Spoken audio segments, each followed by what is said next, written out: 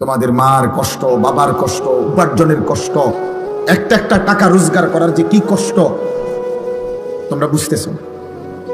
তোমরা মনে করছো তোমার আব্বা মনে একটা মেশিনের নাম, বাপ মানে একটা মেশিন যেটা টিপ দিলে টাকা পাইল না। বাপ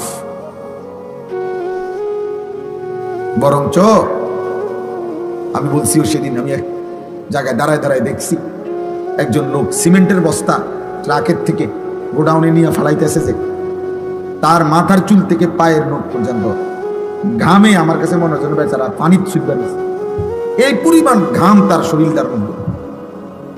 আমি অনেকক্ষণ দাঁড়ায় দাঁড়ায় দেখছি। এক বস্তা সিমেন্টের জন্য তাকে এই কোমরটা কমপক্ষে মনে করেন এখান থেকে ওইখানে 5টা মিনিট উপরে গিয়ে থাকতে হয়, এরপরে গিয়ে গোডাউনে ফালা। এক এক বস্তা সিমেন্ট 50 কেজি সিমেন্ট, এই সিমেন্টের বস্তাটার জন্য এই লোকটার পিঠটা বাঁকা হয়ে যায়।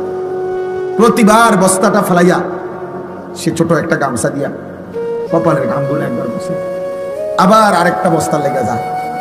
এইভাবে প্রত্যেক বস্তায় সিমেন্ট ট্রাকের থেকে গোডাউনে তুইলে 7 টাকা 8 টাকা, সর্বোচ্চ যদি 10 টাকা হয়। 10 টাকা নাই সব জায়গায়, আমি জিজ্ঞাসি।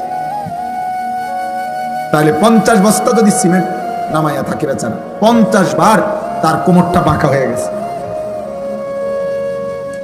আমার ডাক্তার আমার এই যে কোমরে বেল্ট আছে, এই যে দেখছো, আমি তো কোনো মাড়ি গাড়ি নেই, আমি কোনো সিমেন্টের বস্তাও টানি না। আমার শুধু এই বৈশা থাকি মাহফিলে মাহফিলে বসতে বসতে আমার কোমরের ব্যথার কারণে আমার ডাক্তার বলছে এটা বেল্ট বাইন্ধা রাখতে, নাই তো আমার কষ্ট হয়। এবং বলছে যে আপনি উপর হইয়া একটু ঝুঁকাও, একটা পয়সাও মানে একটা কাগজ উঠাইবেন না। ডাক্তার সাহেব বলছে সোজা বসবেন, সোজা দাঁড়াবেন। খাটের থেকে শোয়ার সময় উঠা যখন খাটের থেকে বসবেন, ঘুমের থেকে উঠবেন, বলছে দুনো হাতে ভর দিয়া তারপরে বসবেন। অথচ আমার ব্যথাটা সামান্য, আমি তো এত বেশি কোমর বাঁকা করিনি। তাহলে ভাইয়া ওই বেচারা এত কষ্ট করে 500 টাকা মিলাইয়া সারাদিনে, সেখান থেকে তোমার 200 টাকা দিছিল। তুমি সন্তান, তোমার হয়তো পড়ালেখার কথা বলছো, তোমার হয়তো প্রয়োজনে বলছো, এই জন্য আব্বাই তোমার এই ঘাম ঝরানো টাকার থেকে 200 টাকা দিছে। সেই টাকা দিয়া তুমি জানোয়ারে মোবাইলে এমবি ঢুকাইয়া উলঙ্গ ছবি দেখো। তোমার মতো নিকৃষ্ট জানোয়ার আর কোনো মানুষের বাচ্চা হতো না।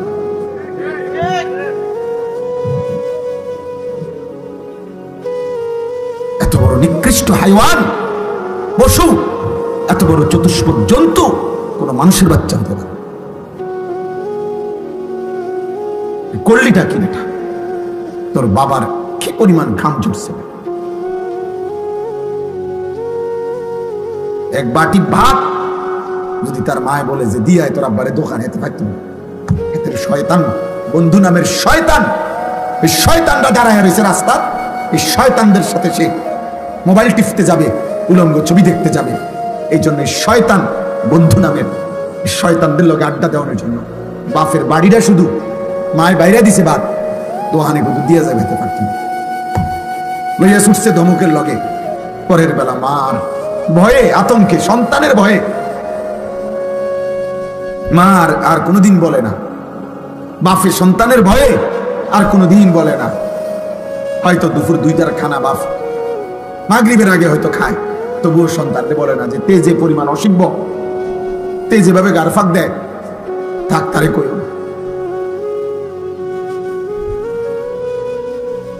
আজকে এক মা আমার মাদ্রাসার মাহফিলে কিশোরগঞ্জ থেকে, হাসেম ভাই, কিশোরগঞ্জ থেকে এক মহিলা তার ছেলেটাকে নিয়ে আসছে আমার মাদ্রাসা আইনা, আমার মাদ্রাসার ওস্তাদরে দিয়া আমার কাছে ছেলেটারে পাঠাইছে। হুজুর আমার কলিজা ছাড়া সন্তান, আমার সারাটা জীবনের সন্তানরা আমি ইয়া করছি, বড় করছি, সন্তান কোনোভাবেই আমার কথা শোনে না, আপনি একটু নসিহত করেন।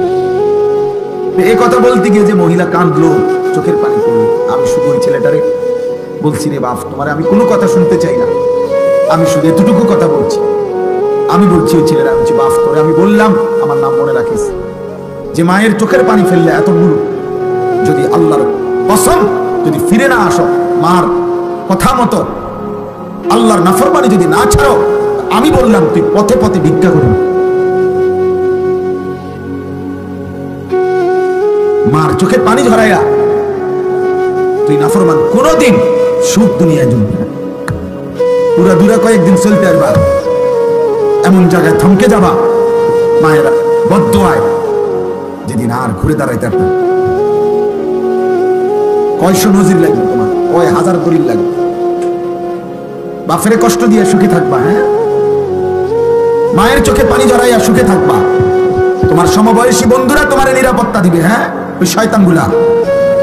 সারাদিনে যেই বন্ধু এক ওয়াক্ত নামাজ পড়ে না, ওই বন্ধু হয়তো শয়তান। সারাদিনে মোবাইলে নারী ছাড়া, ছবি ছাড়া আর কিছু দেখে না, যে হয়তো শয়তান, তো ইবলিস। ও কিসের বন্ধু হবে, ও কিসের আবার বন্ধু এটা? এই জন্য প্রিয় ছেলেরা, আমার কথা মনে রেখো আব্বা, আমি তোমাদের ভাই। এই গ্রামের এমন কেউ নাই যে আমার চেনে না। বয়স্ক এমন লোক মনে হয় না কেউ আছে যাকে আমি চিনি না। আমি সবার সাথে পরিচিত মানুষ। আল্লাহ নবী সাল্লাল্লাহু আলাইহি ওয়াসাল্লাম বলছেন, বাবারাও শুনেন, ছেলেরাও শুনেন, আল্লাহ নবী বলছেন কুল্লু যুনুব ইউআখিরুল্লাহু ইলা আজালিন মুসাম্মা। হাদিসটা শুনো, নবীজি বলছে সমস্ত গুনাহ, প্রত্যেক পাপের শাস্তি আল্লাহ চাইলে নির্দিষ্ট সময় আখিরাত পর্যন্ত, হাসরের ময়দান পর্যন্ত বিলম্ব করতে পারে, কিন্তু ইল্লা আকুল ওয়ালিদাইন, খোদার কসম নবী বলছে, তবে মা বাবার নাফরমানি ব্যতীত, মা বাবার নাফরমানি ব্যতীত নবীজি বলেন ফাইন্নাহু লা ইয়ামুতা হাত্তা ইউআযযিবাহুল্লাহু ফিল আরদ। নবীজি বলেন মা বাবারে কষ্ট দিছে, চোখের পানি ফেলছে,